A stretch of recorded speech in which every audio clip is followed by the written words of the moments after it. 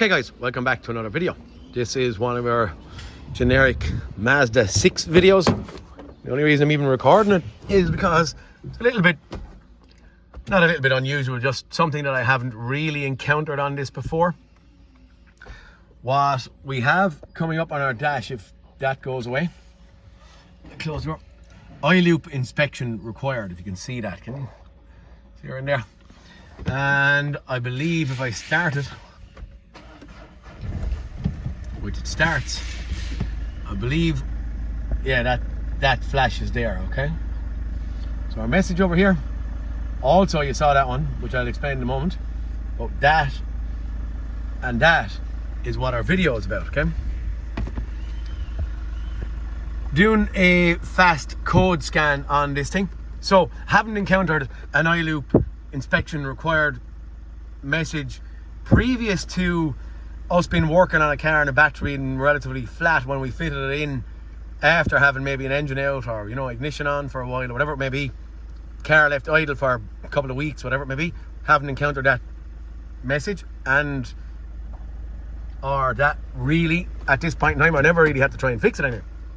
So what we're looking at anyway is a code scan. Code scan in powertrain control module. We have a P0A8D-00-28 14 volt battery, 14 volt power module system voltage low.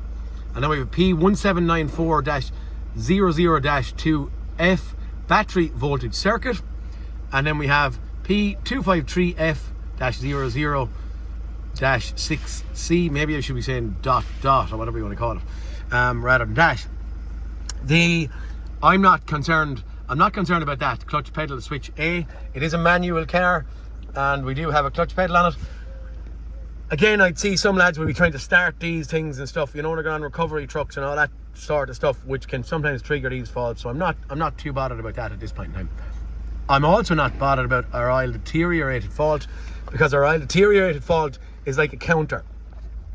Just like a service counter, in a sense, it's counting down from a certain amount of mileage. I don't know what the miles are, but something like maybe 15, 20,000 kilometers, where it counts down, and once it gets to zero, or it goes the opposite way and counts up and it gets to 20,000 or 15,000, it gives us an oil deteriorated fault, okay? Maybe also that can be triggered by an engine oil level being relatively high. I do see here from a service sticker that the oil was changed very recently, but our oil level at this point in time is a slight bit high. I don't think that triggers it. I think it's only due to the counter that makes this fault illuminate. We have good oil pressure in here, so I'm not bothered by oil pressure or any of that stuff at this point in time. I am doing an oil and filter replacement on this, and I am doing an oil deterioration reset, which I do have videos on, so we're not concerned ourselves about that. All I'm concerned myself with is the first two faults here that we have, okay? That makes sense? So where are we at? I'm gonna stop the car and I'm gonna lose communication here now, which is probably a-okay. But the first thing I'm doing, again, because I didn't encounter one of these, I'm running kind of off the bat, off my normal crack, just get in, get it figured out and fixed if we can. So we roll back on out the front. I'm going in here. Visual first inspection. It is an original battery, and we have a 2014 car here, so it's 10 years old. AGM batteries are far dearer than normal wet flooded batteries, but they don't last as long generally. But then this thing is at doing 10 years, so it's not doing too bad, if the truth is told. I'm going to get in here to our smart charger. Sorry, smart battery tester. I don't know if we can see, if you're trying to see and you can't see. We are 12 volts. It is an AGM battery from our stickers and stuff here for start stop. So we're going in here. AGM, she is an EN. It's actually 782 cold cranking amps. So we're going to test that.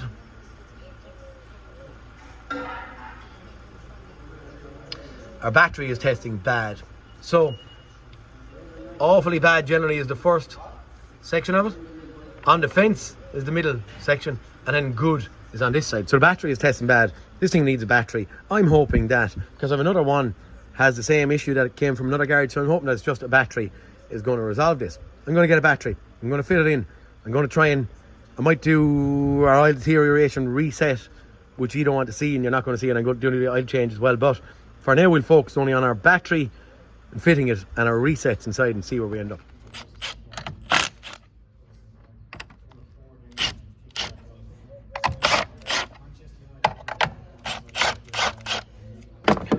Okay, actually he's in there with a good one.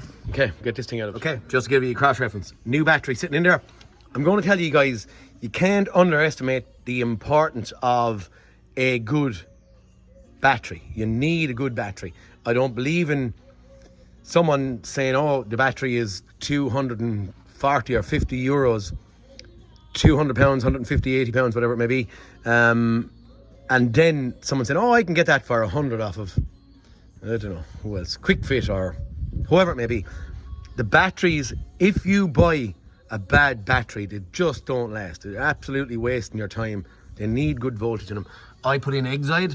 I generally won't fluctuate too much from it. I don't mind Bosch or, you know, some known brand. But if you have some silly brand you never heard of before, even if there's 3 years warranty or whatever, if it's cheap, it is crap. So buy a better battery, put in a decent battery, see where you go. Okay, we're just going to click a few buttons here. We're going to go back, going to do the same test. It is the same amperage, cold cranking amps, and an EN battery, 780. Just see what our test is going to give us there. Can we see this without any glare? Okay, there's where we are when we tested at this point in time. Okay, so just to prove for ourselves there, I'm going to go back in, see where we're at. Now, I don't know, I might do a bit of messing in here just to try and register this battery in that's gone into it. So for now, we know the deterioration fault is in there. I'm actually going to turn on the ignition. Okay, there we go. Make sure our scan to this cable is still doing our job. Sometimes when you cycle the batteries off and all that crack, it loses communication with this thing. We're going to fault scan again, so we've cleared them. Okay, at this point in time, we have no faults in there. We'll escape out of that. We'll go for, don't even know where. Actually, do you know what? Will it? Hot functions. Battery management system. Okay, I'm going to read this crack. If you want to take a screenshot of that, you can do it up here. Oh God, oh, there's just two ways to do it, but I'll read that myself and I'll do whatever we Okay, I've read through it there anyway. Now maybe I'll do it with you. Turn on ignition and do not start the vehicle. Press the brake pedal and accelerator pedal simultaneous. The brake pedal remains pressed. Engage the gear lever in N. I am in neutral. The triangle lamp appears on the instrument panel. Press the accelerator pedal for 3 times continuously. I-stop will be green and flash 5 times.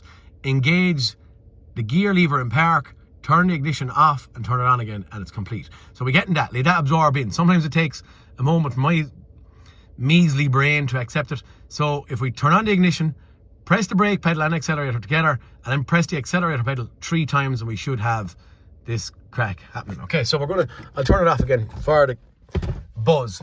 Okay, 1, 2, ignition back on, accelerator and brake pedal. I'm going to press the 2 of them simultaneously. See, do we see anything happening here? And then leave off the accelerator. 1, 2, 3. Keep the brake pedal pressed, and I'm seeing absolutely nothing happening here. So we're doing something amiss. We are in neutral. Might try it again. I'll do it again on camera. So maybe I'm going to do it this time by pressing the accelerator and the brake pedal.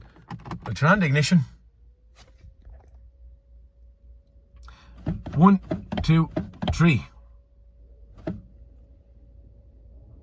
Nah, still getting nothing. So we're not doing whatever we're meant to be achieving here. Okay, I had to press the brake pedal 4 times. Now I don't know if that's me being mad or what, but that's what I had to do. And the icing was flash here it says we are flashing at this point in time.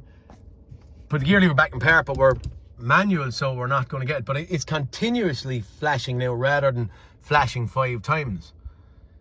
Turn the key off and turn it on again. Reset is complete. Okay, so we're going to turn the key off. Back on again. We still possibly have we? An issue in here still?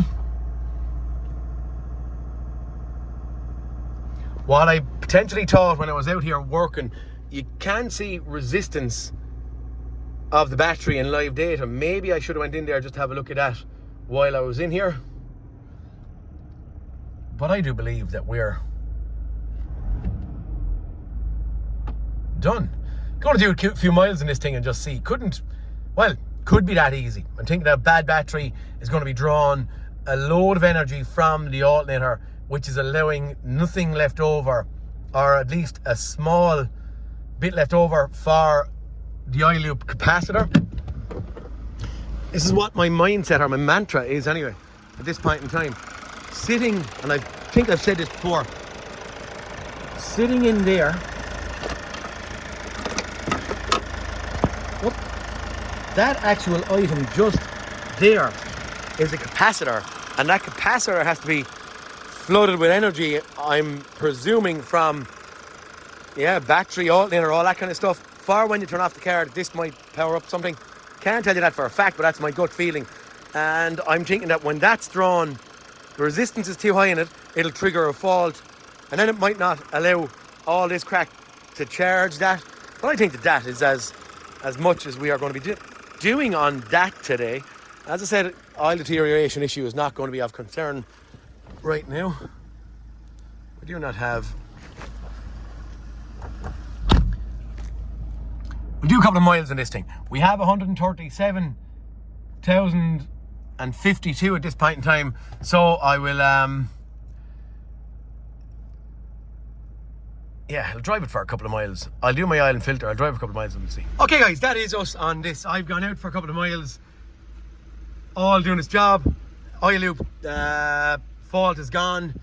I did reset the oil deterioration counter without actually changing the oil. we're going in heavy into this, as in camshafts and injector washers and all that kind of stuff. Intake manifold, decarbs. So we're doing oil pump timing chains.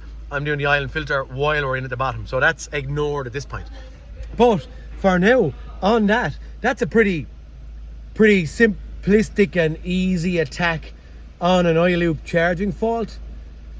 So hopefully it is going to help some of you out, as it definitely helped me out today. I do know I have another one of these coming down the line where I think I've some issue with from a code scan one of my apprentices gave me a capacitor or AC to DC transformer or converter or some, I don't even know what he was talking about. But we have some other issue that might be more in depth on one of these. But for now, that was an easy one. Battery relearn, and off we go. Guys, please like and subscribe, and I'll talk to you all in the next cartoon. Peter Kennedy, signing out. See you later, guys.